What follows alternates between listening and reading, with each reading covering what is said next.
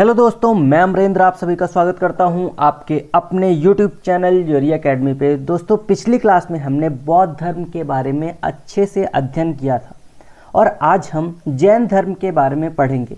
तो ज़्यादा समय न लेते हुए क्लास को स्टार्ट करते हैं। और यहाँ पर आप देखिए, सबसे पहले नंबर पॉइंट में दिया गया है, यहाँ पर बताया गया है कि जैन धर्म की शुरुआत किसने की थी। तो जैन धर्म के जो संस्थापक हैं वे थे ऋषभदेव। ऋषभदेव जो थे ये जैन धर्म के संस्थापक माने जाते हैं। इन्हें प्रथम तीर्थंकर, जो जैन धर्म में जो हेड होता है उसे तीर्थंकर कहा जाता है। ठीक, तो देखिए यहाँ पर जो ऋषभदेव थे ये प्रथम तीर्थंकर थे और इन्होंने ही जैन धर्म की शुरुआत की थी। सेकंड नंबर पॉइंट में देखिए कि जैन धर्म के 23वें तीर्थंकर पार्श्वनाथ, जो काशी के इक्ष्वाकु वंशीय राजा अश्वसेन के पुत्र थे, इन्होंने 30 वर्ष की अवस्था में सन्यासी जीवन को स्वीकारा था। तो 23वें जो तीर्थंकर थे वे पार्श्वनाथ थे और प्रथम तीर्थंकर ऋषभदेव कहलाते हैं। जो 23वें तीर्थंकर पार्श्वनाथ थे, इन्होंने जो शिक्षाएं दी थी वो 4 शिक्षाएं कौन कौन सी थी। हिंसा न करना यानी अहिंसा पर इन्होंने बल दिया था। उसके बाद है कि सदा सत्य बोलना, चोरी न करना और संपत्ति न अर्जित करना, जिसे अपरिग्रह के नाम से भी जाना जाता है। और चोरी न करने को अस्तेय कहा जाता है, अस्तेय और अपरिग्रह। यहाँ पर सोचने वाली बात यह है कि महावीर स्वामी ने, जो कि इसके बाद आते हैं, जो कि 24वें तीर्थंकर थे, इन्होंने इस शिक्षा में एक और शिक्षा को जोड़ा था, जो कि 5वीं शिक्षा थी।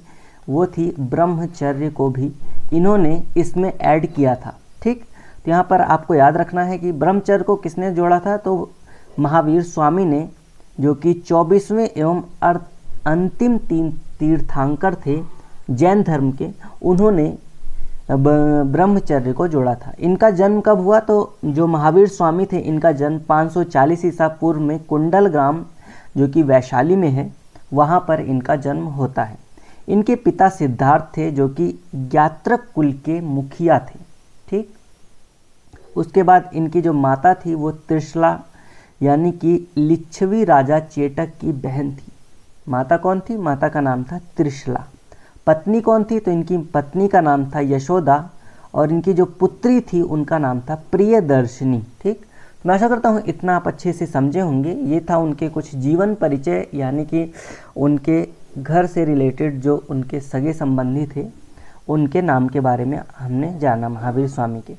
तो आगे देखिए, उनके बचपन का नाम भी यहाँ पर दिया गया है कि उनके बचपन का नाम यहाँ पर क्या था। तो वर्धमान उनके बचपन का नाम था। उन्होंने 30 वर्ष की आयु में माता पिता की मृत्यु के पश्चात अपने बड़े भाई नंदी वर्मन से अनुमति लेकर संन्यास जीवन को स्वीकारा था। नंदी वर्मन से, जो कि उनके बड़े भाई थे, उनसे इन्होंने क्या किया था, आज्ञा ली कि मैं सन्यासी जीवन जीना चाहता हूँ। तो उन्होंने आज्ञा दी। उसके बाद इन्होंने गृह त्याग कर दिया था। इनको कहाँ पर ज्ञान की प्राप्ति हुई। तो 12 वर्ष की कठिन तपस्या के बाद महावीर स्वामी को जाम्बिक ग्राम, ये जाम्बिक ग्राम है एक जगह, वहाँ पर ऋजुपालिका नदी के तट पर साल वृक्ष के नीचे तपस्या करते हुए संपूर्ण ज्ञान का बोध हुआ। ठीक, इसी ज्ञान की प्राप्ति होने के कारण ही जो महावीर स्वामी थे वे क्या कहलाए, वे जिन कहलाए। जिन यानी कि कैवल्य, जब उनको, यानी कैवल्य मतलब ज्ञान प्राप्त होना होता है, और जब उन्हें कैवल्य प्राप्त हुआ उसके बाद महावीर स्वामी जिन कहलाए। ठीक, ये आपको याद रखना है। ये काफ़ी बार एग्जाम में पूछा गया है कि किस नदी के तट पर महावीर स्वामी को ज्ञान की प्राप्ति हुई थी। तो ऋजुपालिका नदी और साल वृक्ष के नीचे। ठीक, यहाँ पर देखिए, जो महावीर स्वामी थे, इन्होंने अपने उपदेश प्राकृत भाषा यानी कि अर्धमागधी जो भाषा है उसमें दिए हैं। महावीर स्वामी के अनुयायी मूलतः निग्रंथ कहा जाता है। जो इनके अनुयायी थे इनको निग्रंथ कहा जाता है। महावीर के प्रथम जो अनुयायी थे वो उनके दामाद, जो कि जामिल थे।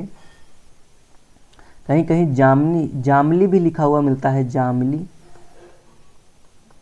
ठीक, जमाली भी कहीं कहीं देखने को आपको, जमाली ऐसे। तो जमाली इनके दामाद थे। ये सबसे पहले इन्होंने ही जैन धर्म को स्वीकारा था। ठीक, प्रथम जो जैन भिक्षुणी थी वो नरेश दधिवाहक की पुत्री कौन थी? चंपा। जो लेडीज़ की अगर मैं बात करूं भिक्षुणी, वो चंपा थी। और जो पहले भिक्षु थे जिन्होंने जैन धर्म को स्वीकारा था वो इनके खुद के ही दामाद थे, यानी प्रियदर्शनी के हस्बैंड जमाली उन्होंने। उसके बाद देखिए यहाँ पर नेक्स्ट पॉइंट में दिया गया है कि महावीर ने अपने शिष्यों को 11 गणधरों में विभाजित किया था। उसके बाद जो भिक्षुणी संघ के प्रधान थे वो चंदना थी। भिक्षुणी जो संघ थी उसके प्रधान चंदना थी। यहाँ पर देखिए ये काफ़ी ज़्यादा इम्पॉर्टेंट पॉइंट है कि लगभग 300 ईसा पूर्व में मगध में 12 वर्षों का भीषण अकाल पड़ गया था। इसके बाद क्या हुआ कि इसके कारण भद्रबाहु अपने शिष्यों सहित कर्नाटक चले गए। भद्रबाहु जो थे वो अपने शिष्य थे उनके साथ में कर्नाटक चले गए। और जो स्थूल भद्र थे ये मगध में ही रह गए, यहीं पर, यानी कि जहाँ पर महावीर स्वामी ने जैन धर्म की स्थापना की थी, जहाँ पर वहीं पर ही ये रह गए। कौन? स्थूल भद्र और उनके सगे साथी संबंधी। और भद्रबाहु जब कर्नाटक चले गए उसके बाद जब ये लौट कर वापस आते हैं तो मगध के जो साधु थे उनके साथ इनका एक गहरा मतभेद हो जाता है, जिसके परिणाम स्वरूप जैन जो मत है ये 2 भागों में बढ़ जाता है। एक तो श्वेतांबर और दूसरा दिगंबर।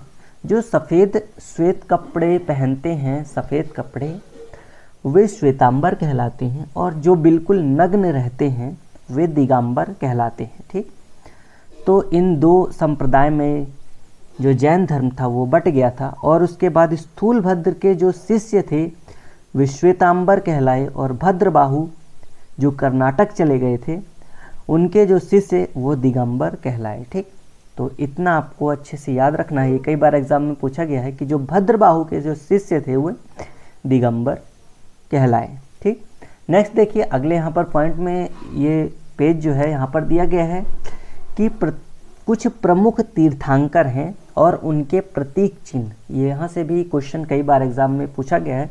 तो कुछ इम्पोर्टेंट जो तीर्थंकर हैं उनका यहाँ पर नाम मैंने लिखा हुआ है। तो सबसे पहले देखिए यहाँ पर ऋषभदेव जो कि जैन धर्म के संस्थापक माने जाते हैं, प्रथम तीर्थंकर यही हैं और इनका प्रतीक चिन्ह था सांड। उसके बाद सेकंड नंबर पे आते हैं अजीतनाथ जो कि द्वितीय तीर्थंकर थे। अजीतनाथ, इनका जो प्रतीक चिन्ह था वो था हाथी। अरिष्टनेमी जो कि 22वें तीर्थंकर हुए, 22वें तीर्थंकर, इनका जो प्रतीक चिन्ह था वो शंख था। पार्श्वनाथ 23वें तीर्थंकर हुए, पार्श्वनाथ 23वें तीर्थंकर हुए, इनका प्रतीक चिन्ह सांप था, सर्प। और महावीर स्वामी जो कि 24वें तीर्थंकर हुए, इनका प्रतीक चिन्ह सिंह था। यहाँ पर थोड़ा सा मैं आपको बता दूं कि जब एग्ज़ाम में ये पूछेगा कि जैन धर्म के संस्थापक कौन हैं, तब आपको ऋषभदेव सही आंसर होगा आपका। ठीक, और अगर यही क्वेश्चन थोड़ा सा घुमा करके पूछ लिया कि जैन धर्म के वास्तविक संस्थापक कौन थे, तब आपका आंसर यहाँ पर ऋषभदेव नहीं, तब महावीर स्वामी को माना जाएगा, क्योंकि ये वास्तविक संस्थापक कहलाए। जैन धर्म सबसे ज़्यादा जो इसका क्रेज़ था वो महावीर स्वामी के टाइम पर था, इसीलिए इन्हें वास्तविक संस्थापक माना जाता है।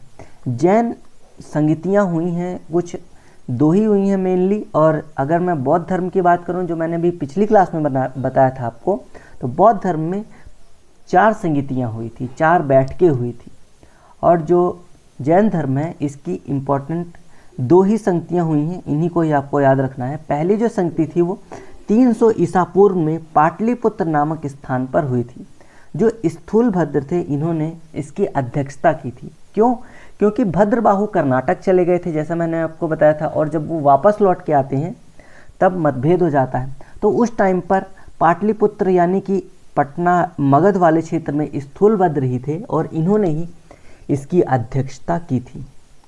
ठीक, उसके बाद कहाँ गए हम, यहाँ पर कि द्वितीय जो संगति होती है 6ठी शताब्दी में होती है। कहाँ पर? तो वल्लभी गुजरात में। और क्षमा श्रवण जो है इसकी अध्यक्षता करते हैं। ठीक, आगे बढ़ते हैं। नेक्स्ट यहाँ पर देखिए, नेक्स्ट पेज पर दिया गया है कि जैन धर्म के त्रिरत्न कौन कौन से हैं, ये आपको याद रखना है, काफ़ी ज़्यादा इम्पोर्टेंट है, कई बार यहाँ से भी एग्जाम में क्वेश्चन पूछा गया है।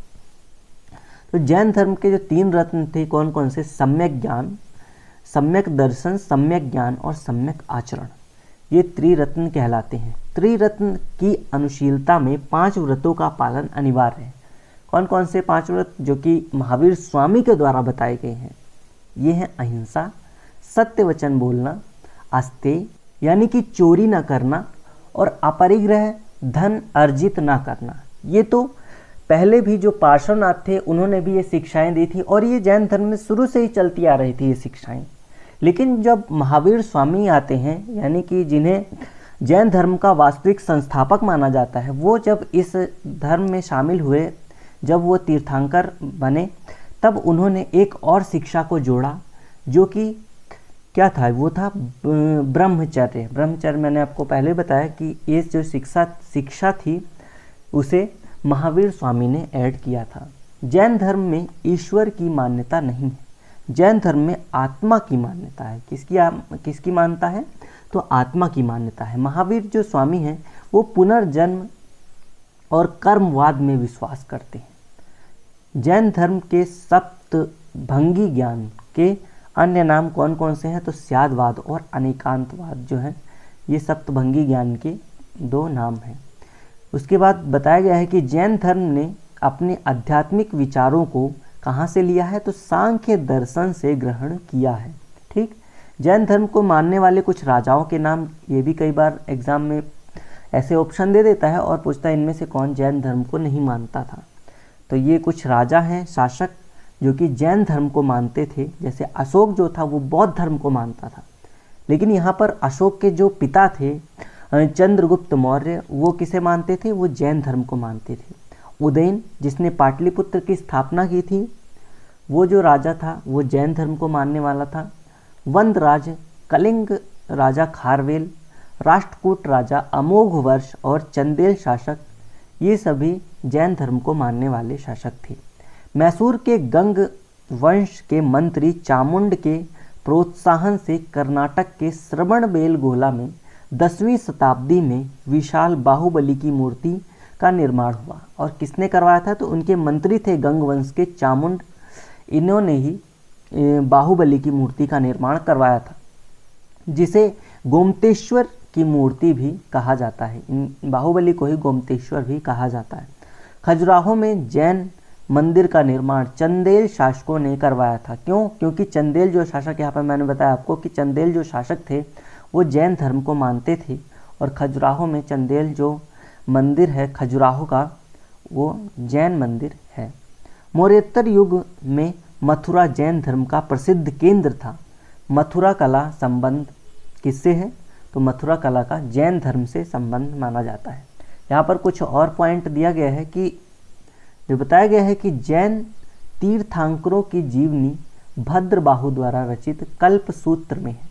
जो भद्रबाहु जो कि कर्नाटक में आए थे कुछ टाइम के लिए, और जब ये वापस गए तो भद्रबाहु के जो शिष्य थे वो दिगंबर उन्होंने अपना लिया था, तो उनके द्वारा जो रचित है कल्पसूत्र उन्होंने लिखा है। ठीक, 72 यानी 72 वर्ष की आयु में महावीर स्वामी की मृत्यु हो जाती है। निर्वाण कहाँ पर इन्हें प्राप्त होता है निर्वाण, तो पावापुरी जो कि बिहार में है, राजगीर के पास, तब इन्हें वहाँ पर इनका निर्माण यानी कि मृत्यु होती है। कब होती है, तो 468 ईसा पूर्व में, यानी 468 ईसा पूर्व।